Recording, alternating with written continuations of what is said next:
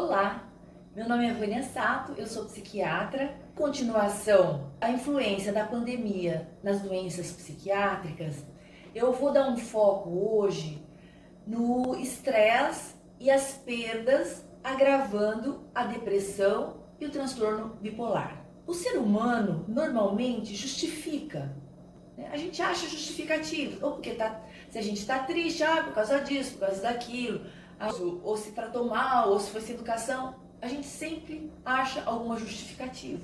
E mesmo para as pessoas que estão começando a adoecer ou reagudizando uma doença psiquiátrica, fala assim, nossa, mas isso faz um ano já que eu estou justificando que eu estou triste, desanimada, cansada, sem vontade de viver, né? Estou com alterações de sono, minha produtividade no trabalho diminuiu, minha concentração e minha memória também estão dificultadas.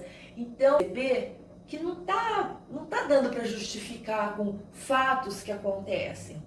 E muitas vezes há uma resistência em procurar uma ajuda, né, com medo de ser considerada louca ou ser considerada diferente. A pessoa vem se sentindo mal, certo? Desânimo, um cansaço, pessoas com mais apetite, né, começam a comer compulsivamente, outras perdem totalmente apetite, algumas perdem muitos quilos, acabam se debilitando, porque uma que não tem muita vontade de cozinhar, fazer uma comida, fazer compra para cozinhar, né, ter ideias para fazer alimentação saudável, exercícios.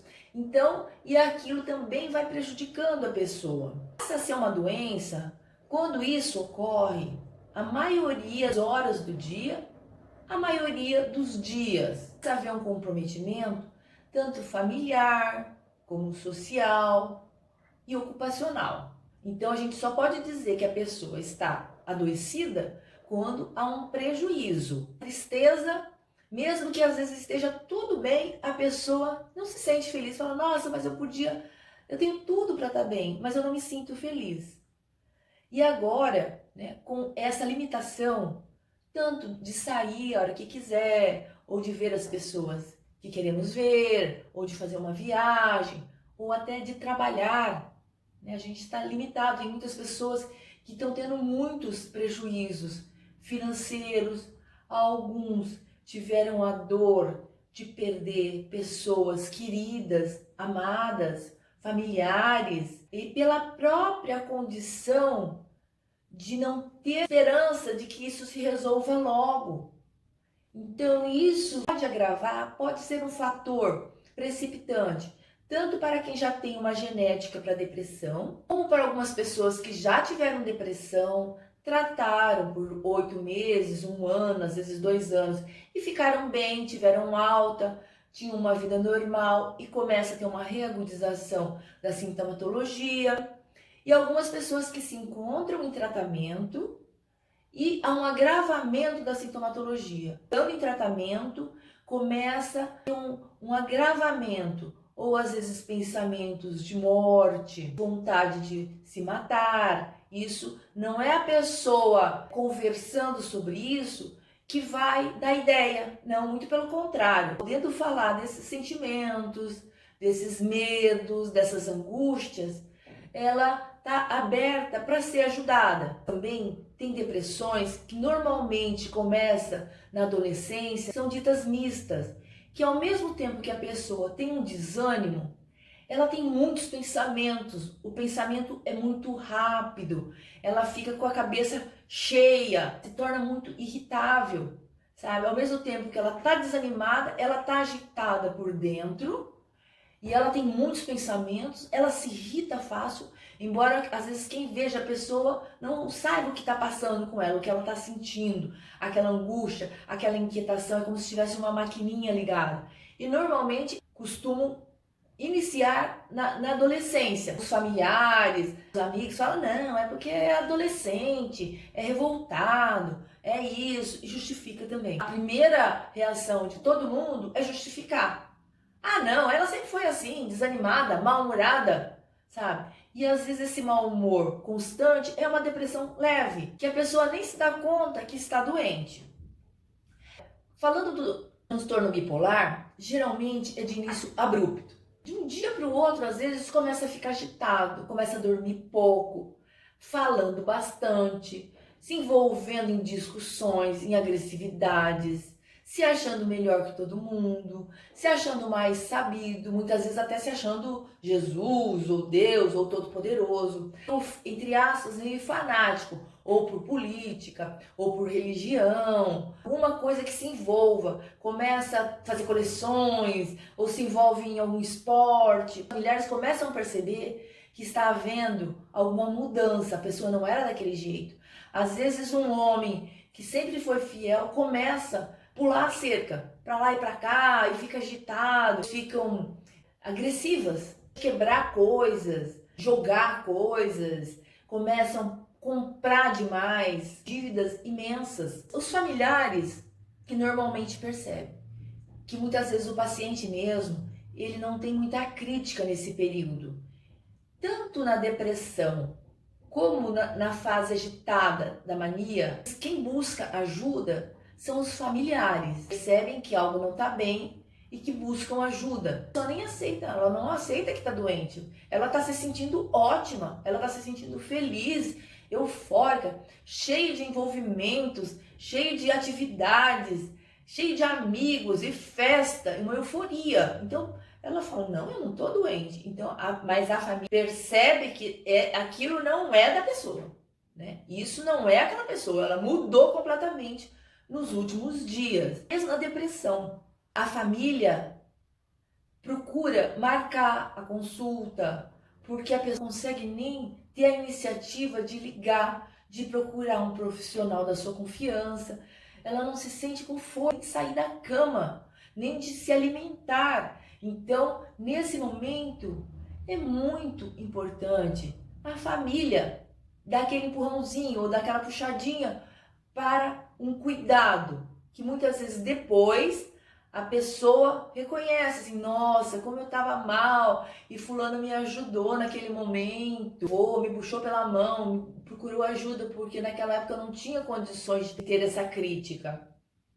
E também, nós vamos falar o outro lado também. Não pode ser justificativa para tudo. Então, não é porque também a pessoa tem um transtorno mental, né, ou tem uma depressão, ou tem um transtorno bipolar, que isso vai justificar tudo, né? Porque tem pessoas que estão doentes e são boas, honestas, e são cuidadosas. E tem pessoas também que têm o mesmo transtorno e que são ruins. Muitas vezes a gente precisa diferenciar, porque também não é só por ter uma doença mental que vai justificar todos os comportamentos. Há de ter uma crítica, que uma coisa é a doença e a outra coisa é o caráter da pessoa. Nós vamos tendo que diferenciar.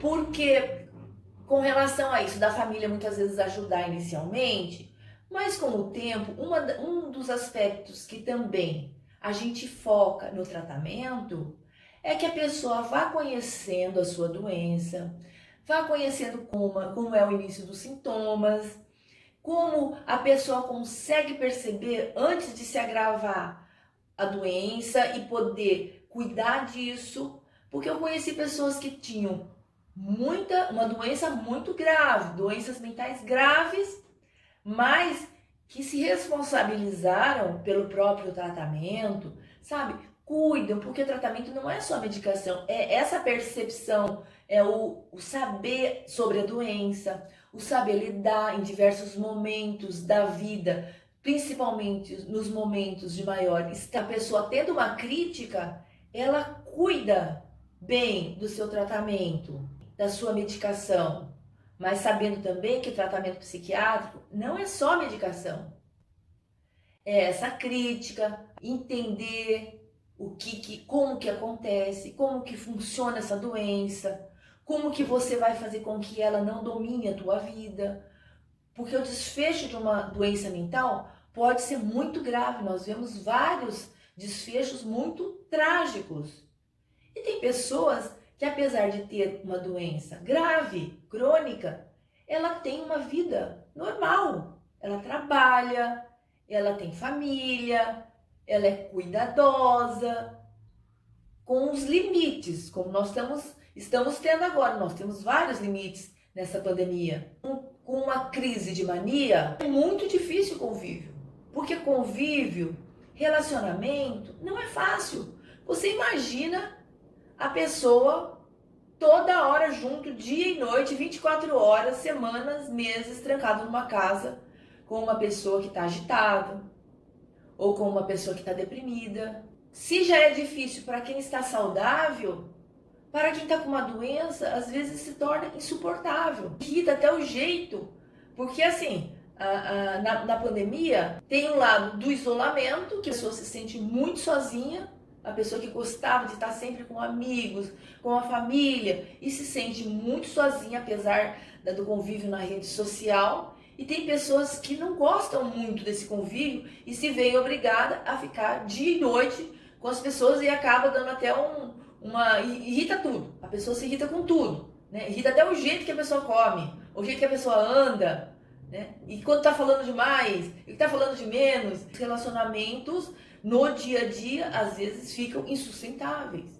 Para que um tratamento dê certo, existe a parte da família, a parte do próprio paciente, que com o passar do tempo precisa se responsabilizar pela administração da sua medicação, pela marcação das suas consultas, que é um crescimento. Tudo que a gente cuida bem vai dando melhor, inclusive a nossa saúde mental. Se concilie tudo: o tratamento, o convívio, o pedido de ajuda, a tolerância, a não justificativa de tudo. A pessoa vai precisar ter um cuidado maior com tudo. Se para as pessoas saudáveis já é difícil, imagina alguém que está se sentindo muito mal e muitas vezes até se culpa de estar se sentindo mal, como se dependesse dela. Mas que com responsabilidade, com cuidado, nós podemos ir em frente, relacionarmos da melhor maneira possível com os familiares. Muito obrigada, até uma próxima.